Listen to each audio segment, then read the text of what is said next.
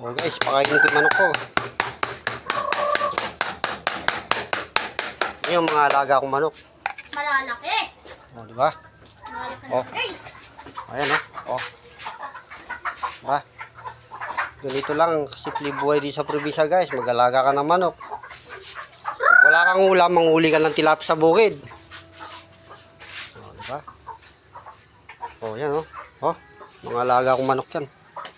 Pag walang itlog, kukuha ko doon sa kulungan. Ayun oh. Oh.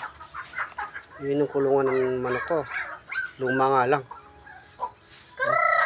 Diba? Oh. Kasi nung gusto mong kumuha ng aso, ayan oh, aso. Nanganak yung aso namin oh, black. Oh, nagkalangan ako dito oh. Pag wala na akong gas, dito ako nagluluto guys. Ano kong kahoy.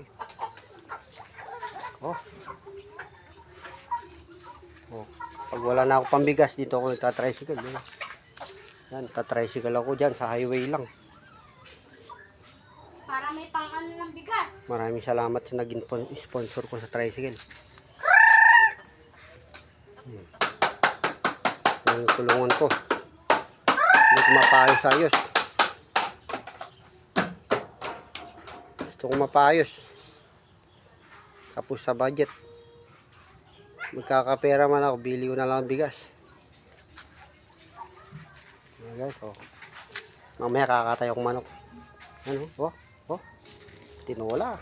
Sawa na kami sa tilapia eh. Munggo. Tilapia naman. Yan, munggo. Masarap yan, munggo. Tilapia. Oh. Baha dito. Baha dun isang araw. Ha? Baha dito, pero naman. Simpleng buhay lang sa probinsya guys. Wala lang magkakasakit. Ba?